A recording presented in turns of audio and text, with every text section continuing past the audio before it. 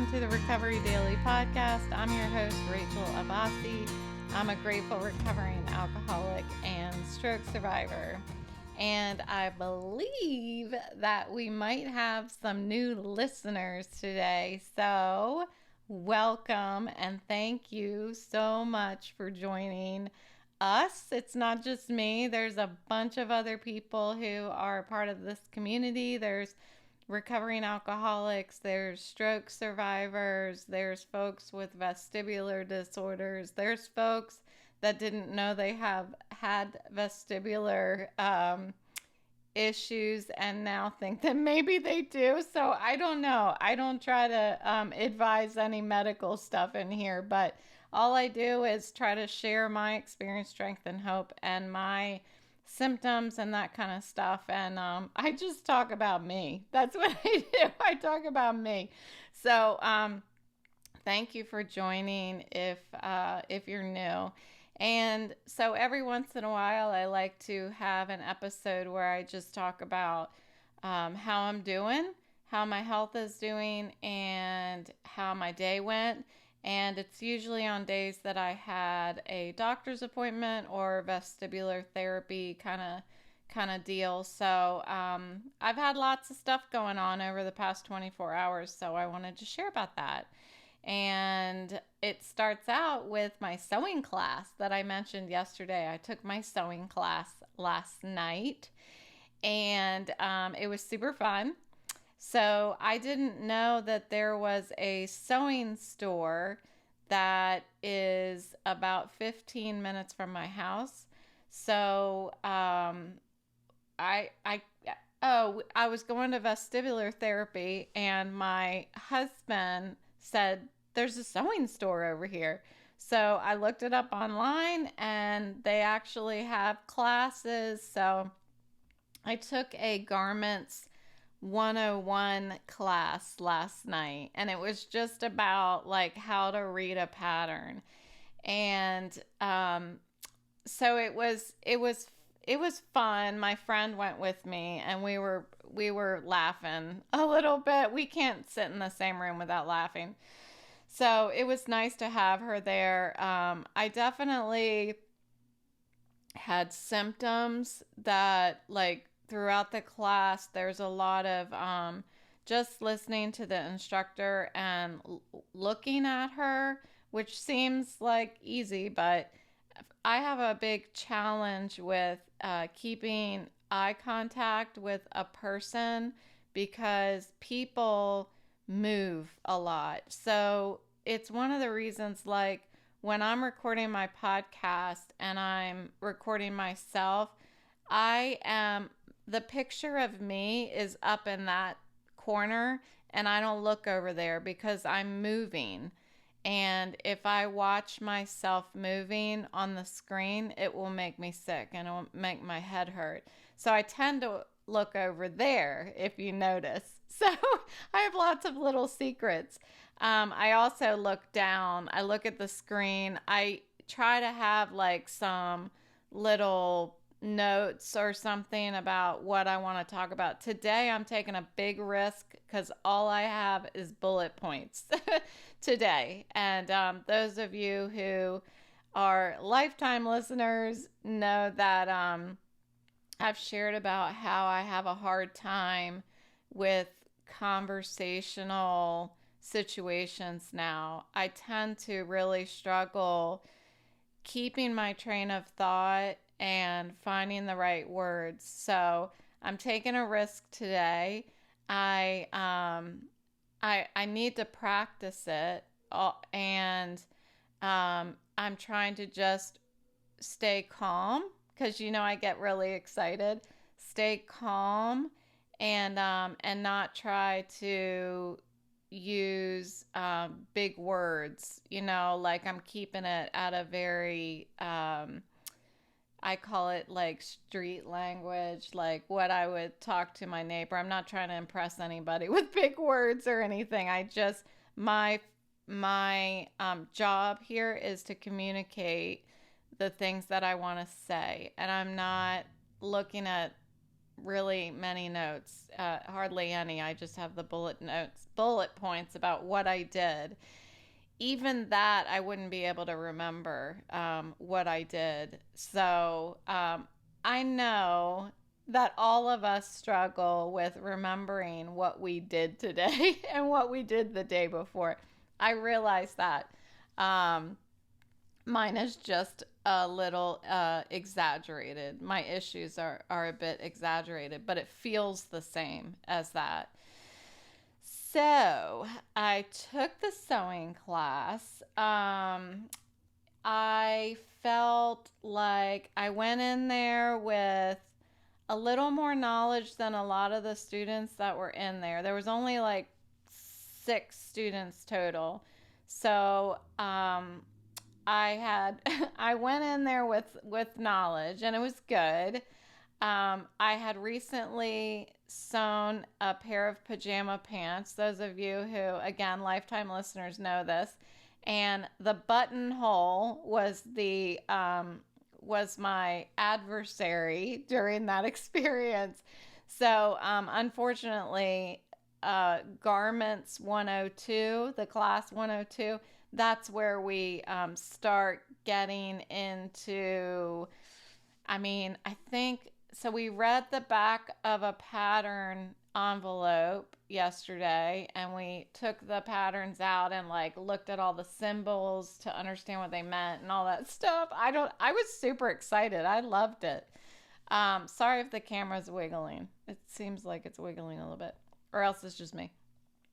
Anyway, um, I'm not going to learn buttonholes until the advanced class. So she said she was really impressed by how much I had already done. I told her about some of the outfits that I made on my mannequin that I took. I don't know if I've talked about that in here, but one of the first things that I did 10 months ago when I started this whole dual recovery journey, and I was trying to find things that I like to do, I have this mannequin, and I was like, I'm going to take the clothes that I was going to donate to Goodwill, and I'm going to cut them up, and I'm going to piece them all together, and I'm going to create a new outfit. So I did it, and I created this adorable dress, and it fit. And I was so proud of myself. And then I made this like vest jacket, and I made, I was like, oh, well, I have a pair of pants that are too big. I'm going to take them in. So I took the pair of pants, and this has a bad ending.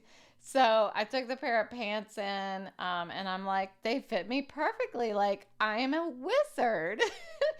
I wore the pants. I don't remember where I wore them, but thankfully the pants stayed together while I had them on.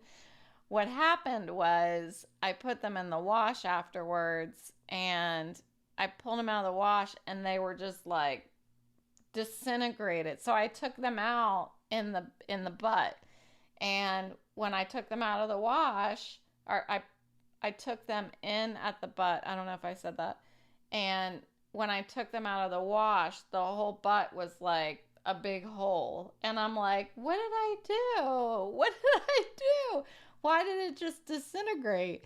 So it turns out that I used a basting stitch. Those of you who sew are cracking up right now. Those of you who don't sew, a basting stitch is like a temporary stitch. It's something that you use to like temporarily hold something together while you have to, I don't know, do something with it. And then you take that stitch out. Like, it's not meant to hold something together and actually put on your body. So thankfully, the pants stayed on and stayed together while I had them on. But it turned out like all those other things that I made, the dress, I had to throw it out because I couldn't even donate it. If I was going to donate it, it would fall off of whoever I ended up getting it. So I learned my lesson, but she was really impressed that I had put together this dress that fit me using a mannequin. And actually, my mom was really impressed too. So I definitely find enjoyment in that, more so than looking at patterns. But I think that there is a like I need to know the basics. I don't understand, like, when you do a shoulder, you have to do XYZ to make sure that it fits you right. I was just sewing that shit together and making it fit. So, anyway, so sewing class was awesome. The symptoms that I felt during sewing class were, and I want to talk about this for anybody who um, may be curious about this vestibular disorder and vestibular migraines that I'm dealing with right now. So, the symptoms that I encountered in this class were that I I felt what I call like shaken head, or it's like I rode a roller coaster 10 times and like my head was banging around, like I rode a wooden roller coaster. Sometimes I call it grizzly head because for those of you who are familiar with the wooden roller coaster at King's Dominion, it was called the Grizzly. Um, it feels like I've ridden the Grizzly like 10 times and my brain has been shaken. That's what it feels like, and I'm not doing anything. All I'm doing is looking at things. So that's the effect that it has on my head when I move my eyes too much or I watch something else that's moving.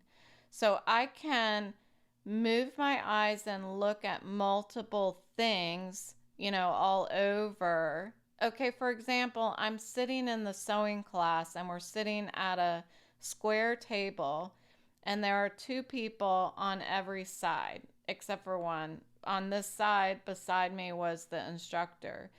And as people are talking, or you're just like kind of getting comfortable in your environment, you tend to look around and you want to look at people's faces and you're taking in your environment. Well, I can't do that.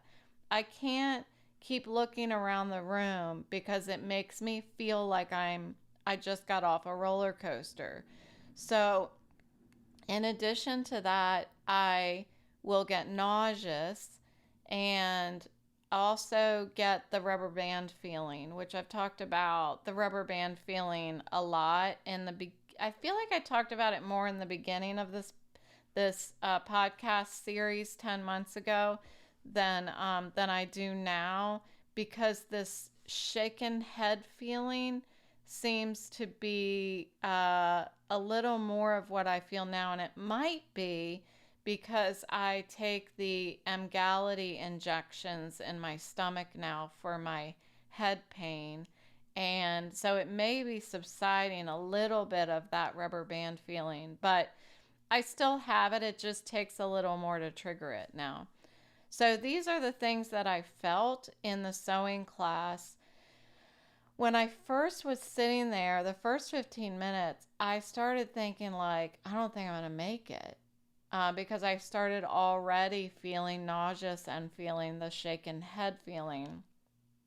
We'll call it grizzly head. It's more fun. So I was feeling grizzly head, and I started to feel nauseous, and that made me start panicking. That made me start getting anxious, like, oh my God, I'm not going to be able to sit through this class. How am I going to tell them I have to leave? So I thought of my vestibular therapist. Her name's Rachel, by the way. And I was like, okay, the first thing I need to tackle is my anxiety, my emotions. Like, I need to breathe. So I switched my eye gaze to the table. It was just a white table. There was all kinds of patterns and stuff on the table. So I found a spot on the table that had nothing. and it was just a white table, and I focused on that. And then I took deep breaths to just calm myself down. And I was thinking, it's okay, control the things you can control, which I know very well from sobriety. So I took breaths. I thought, what can I control? I can control where my eyes are and what I'm looking at. So I just stopped moving my eyes. I stopped moving my head, and I just was breathing. I was still listening to her, but I was just calming myself down because I thought it doesn't have to be this way. I can sit through this. I can enjoy this, but I have got to control the things that I can control. And so when I came to that mindfulness, I feel like it was an exercise of mindfulness. And so when I got to that point, then that was the beginning of me being able to actually be in control of me during this class. And the class was 2 hours long, okay? So I had to repeatedly do a self-check and think, where am I at? Like, so my vestibular therapist said to always be cognizant of where my symptoms are on a scale of 1 to 10, and I need to never get above a 5. So I would check in every few minutes and rate my symptoms. And when they got to a 5, I would, no matter what I was doing, I would move my eyes down, stop moving my head, stop moving my eyes, and breathe and look at that spot on the table.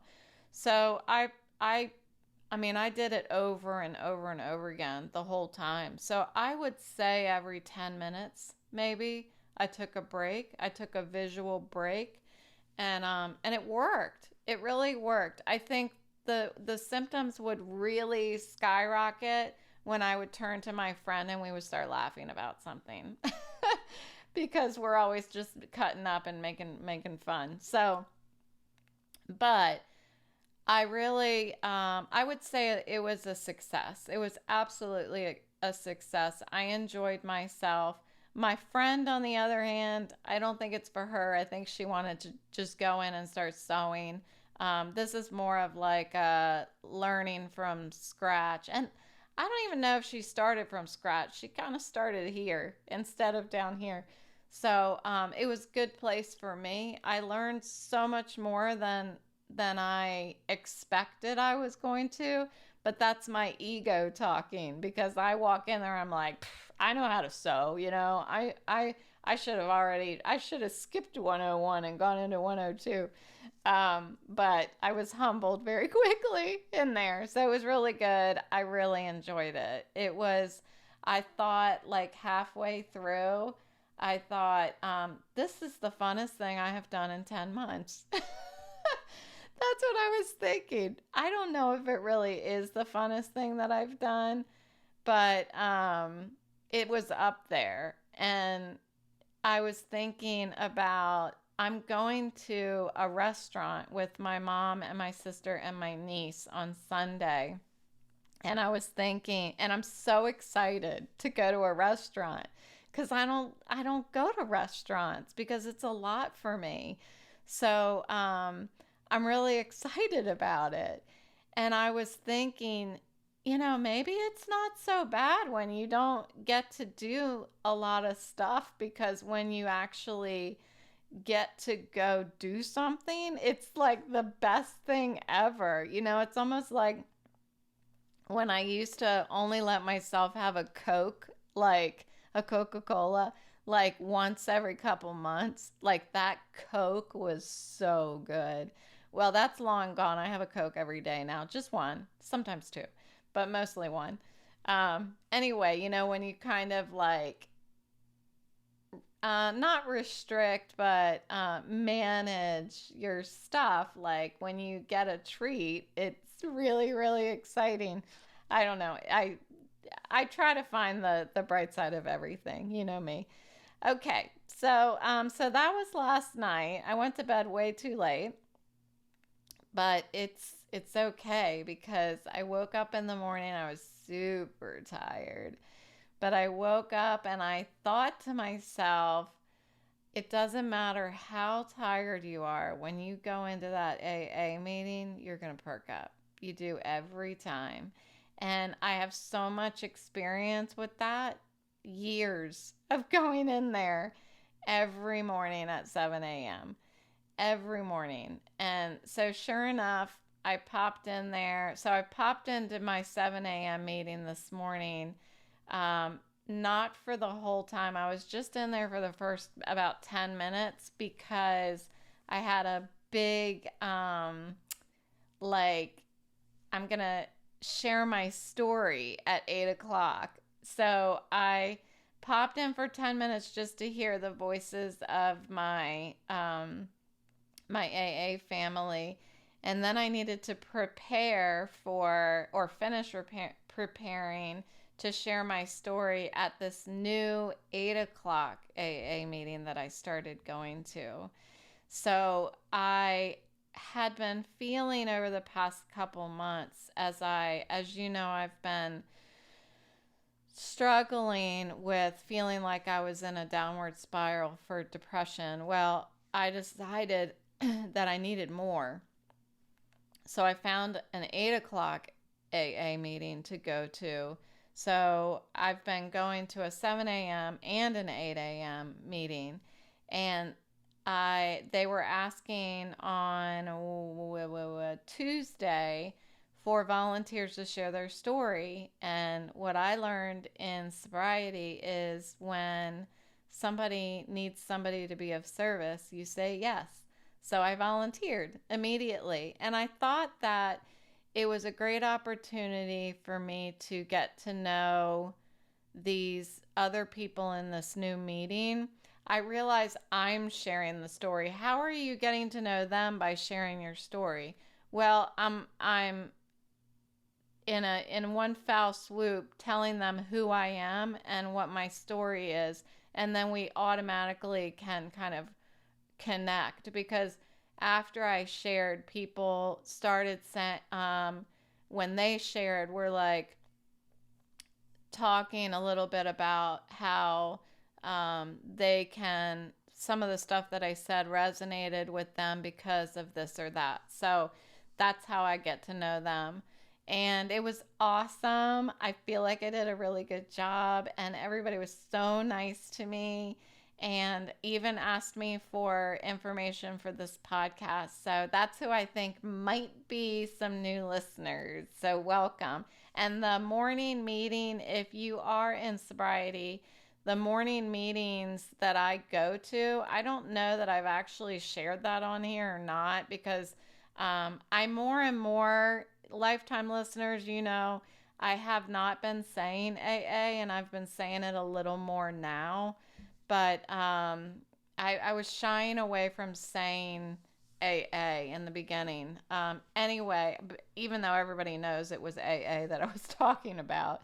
But the morning 7 a.m. meeting that I go to is a Loudon Club 12 is what it is. And it's on Zoom. And you can find information for it on the Northern Virginia Intergroup website. It's NV as in Victor Intergroup, and I think it's .org. And the 8 a.m. meeting that I just started going to a couple weeks ago is called the Good Morning Meeting. And I immediately felt like I had a second home. So I get to go to this AA meeting, then I get to go to this AA meeting.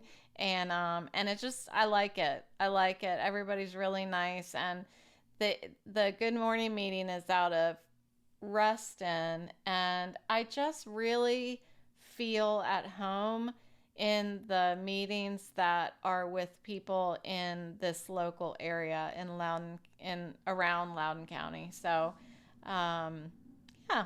So it was really nice. I enjoyed telling my story and hearing back. And who doesn't like to tell your story and then have people go, "Oh, you're so inspiring. That was great. We love to hear from you." Like it was so uplifting.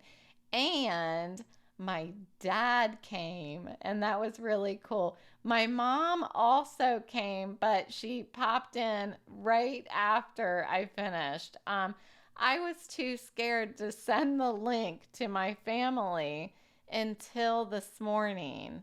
So at the very last minute, I sent the Zoom link. And that was probably on purpose because I was like, odds are they won't come. It's not because I didn't want them to come, I wanted them to come.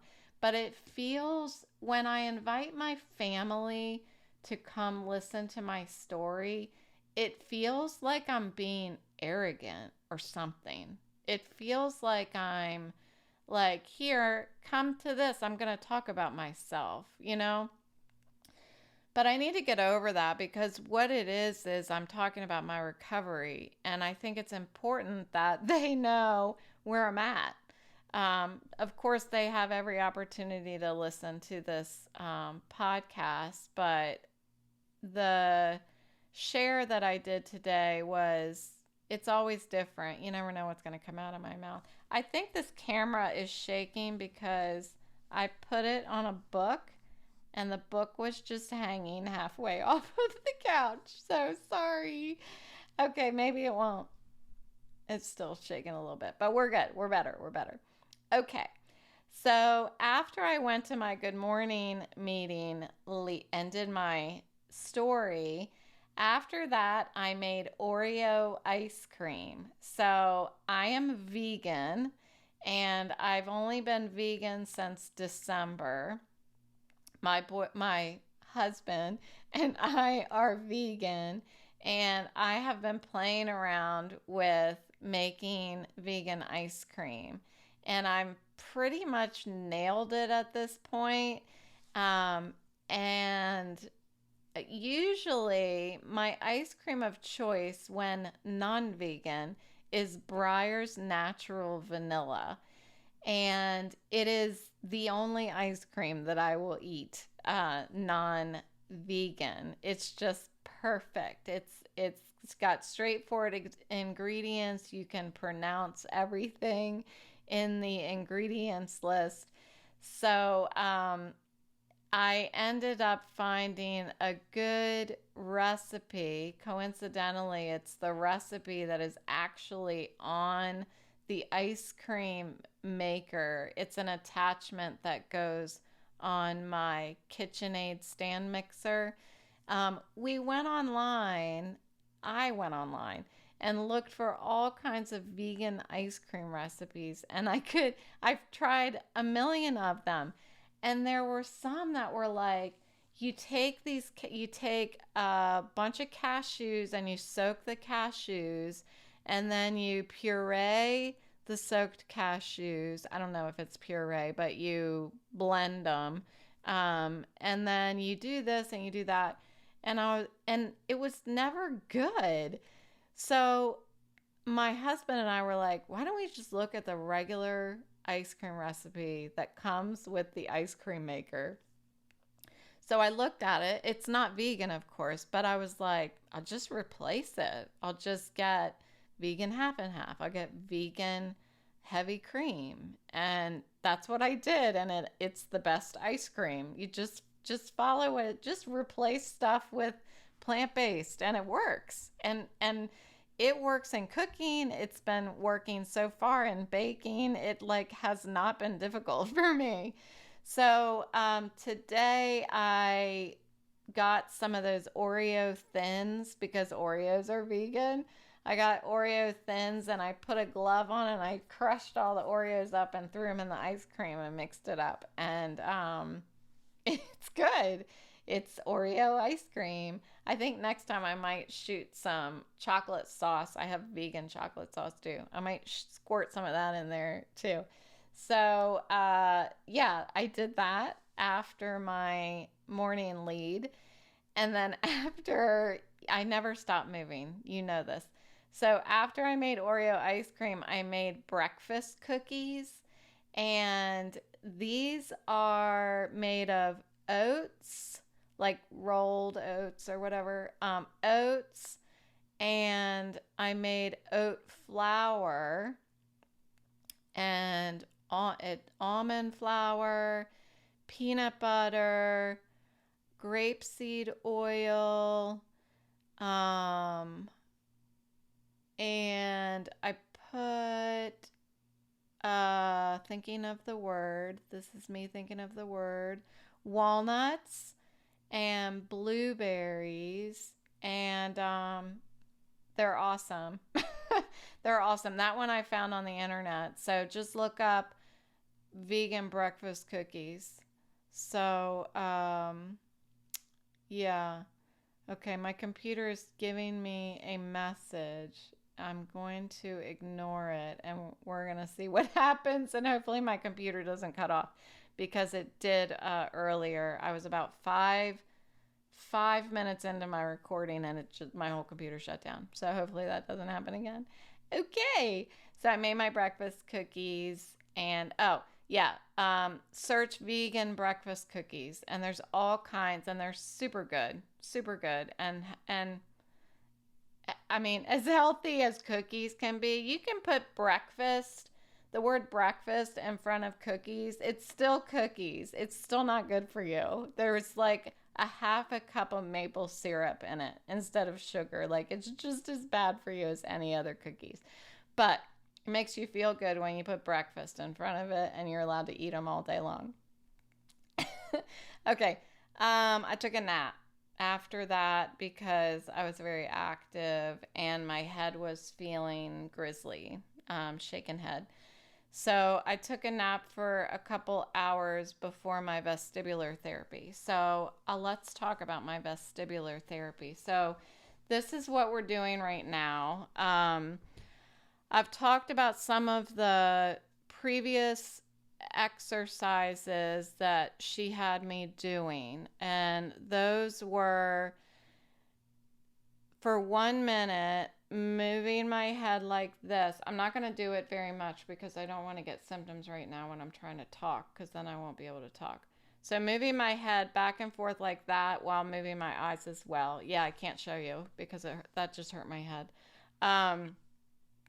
Closing my eyes and moving my head left to right.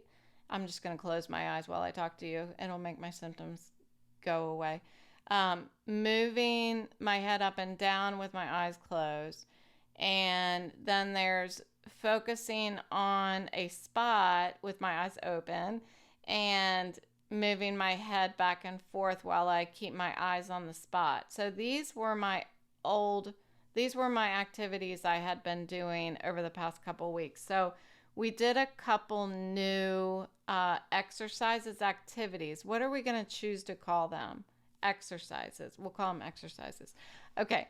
So what I did today was I have these two cards.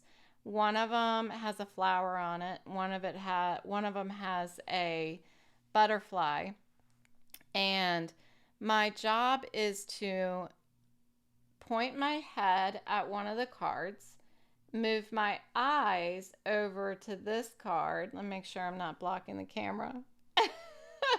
Okay, so I'm looking at this card. I move my eyes over to this card, and then I move my head to this card.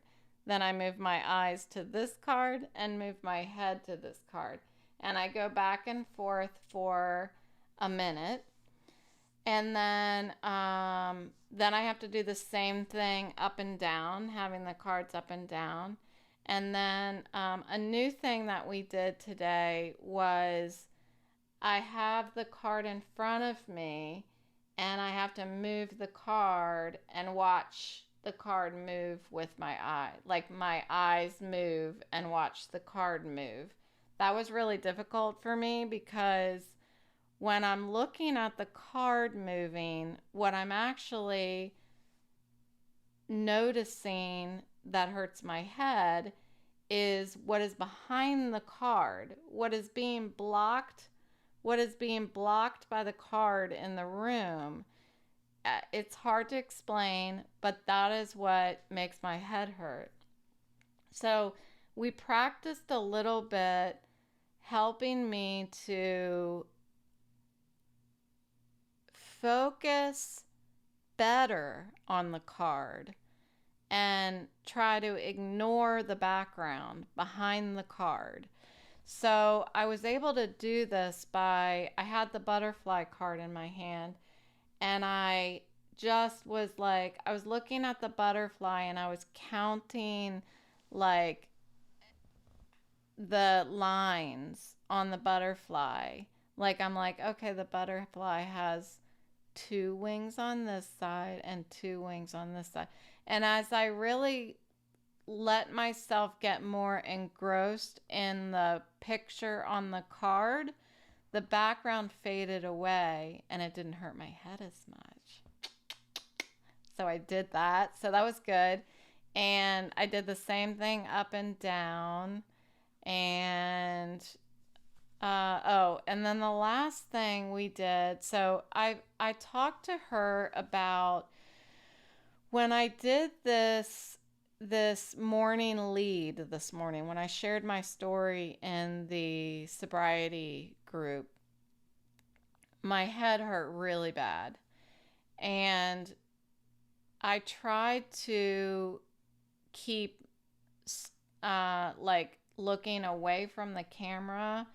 It's easier for me to do it when I'm doing my podcast because there's nobody on my screen. I'm just talking. I don't know what I'm doing. I think I'm picturing your faces, but I'm not looking at anybody, you know, like on Zoom looking back at me while I'm talking. So it doesn't hurt my head as much. I still look over the computer, up over that side of the computer. But when I was on Zoom today, it was hard for me to look away from the computer just because I'm interested in seeing how people are reacting to what I'm saying.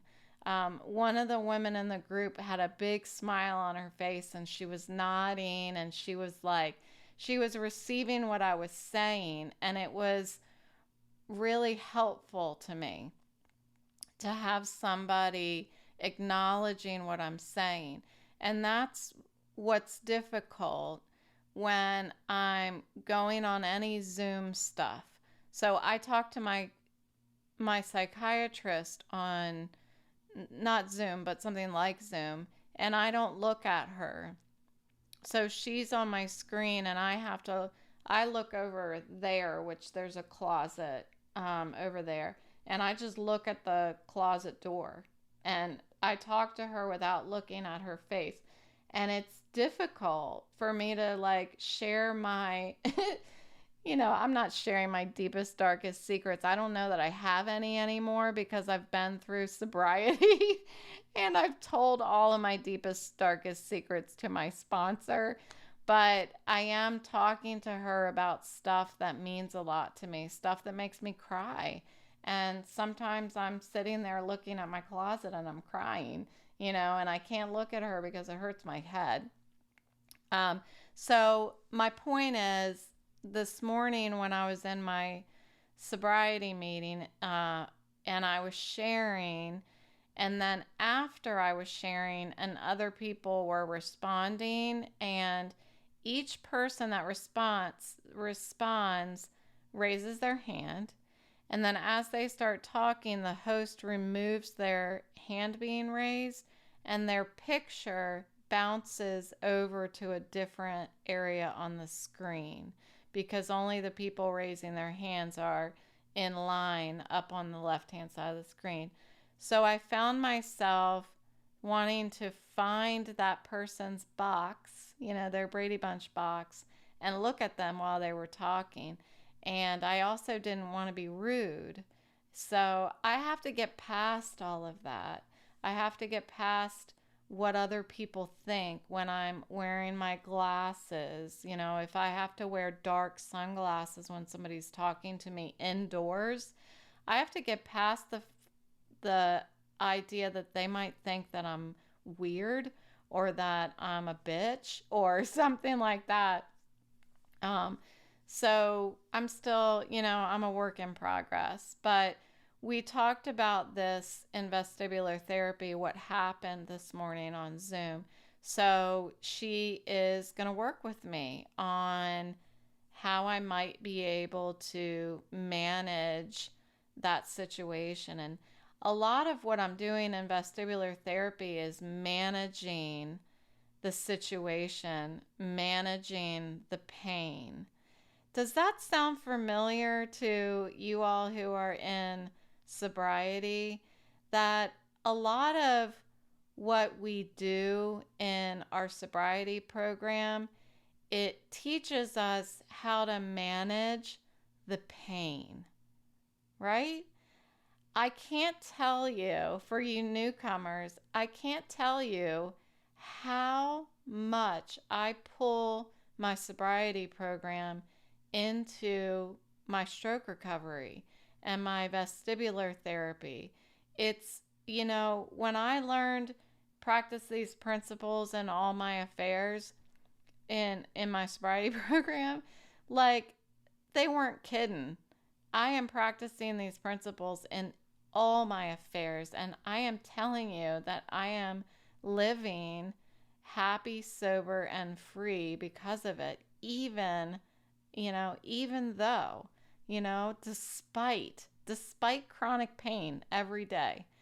I am going to this vestibular therapist, and I'm constantly seeking for what am I trying to say? I'm constantly seeking parallels to my sobriety program, and I find them. If I show up, that's another thing we learn in sobriety. If I show up for life, things happen. If I don't show up, things don't happen for me. And so I know that. I mean, thank God I was sober for 5 years before I had my stroke, because I know now if I show up for life, then I'm going to be able to shift with life. I'm able to ride the waves. I'm able to flow with the speed of life if I show up. All I have to do in the morning is open my eyes and say, today I'm going to choose happiness.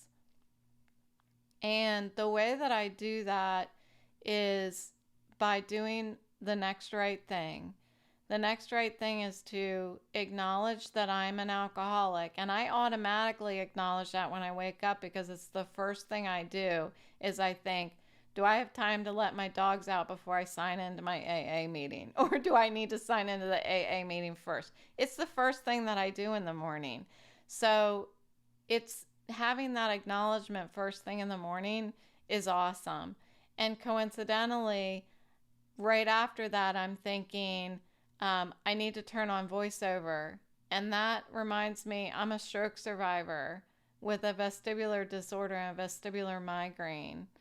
And the best thing I can do for myself is acknowledge that. Just acknowledge it in the morning. It's the reason why when we're in a sobriety meeting, the first thing we say is, I'm Rachel and I'm an alcoholic, because I have to say that every day.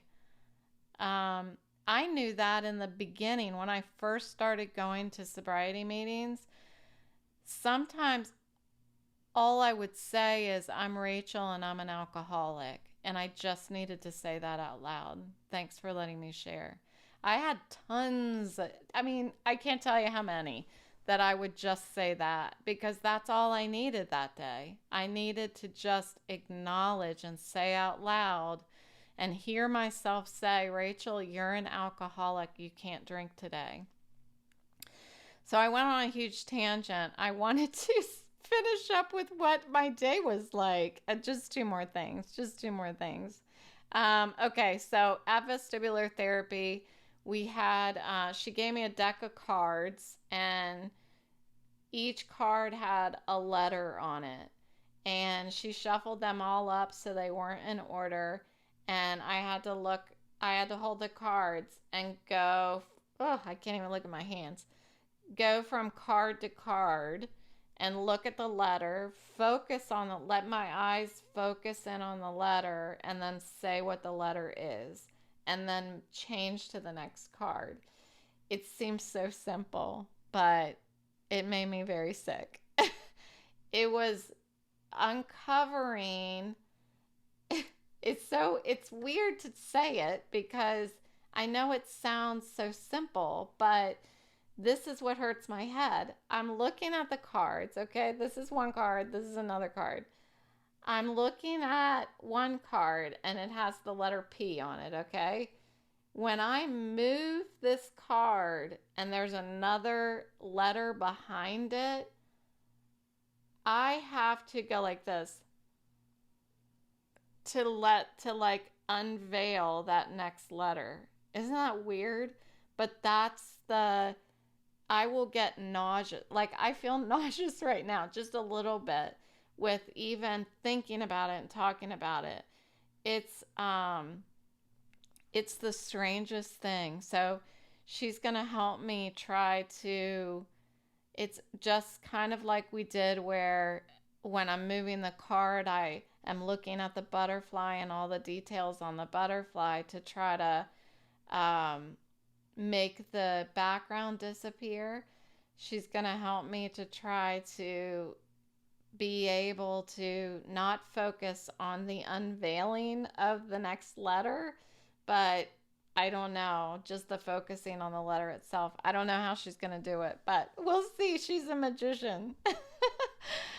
Okay, the last thing I did, this is a long episode, sorry, but I had a lot to say. The last thing I did was I made a vegetable harvest pie. So it's like a vegan shepherd's pie, and it was freaking phenomenal.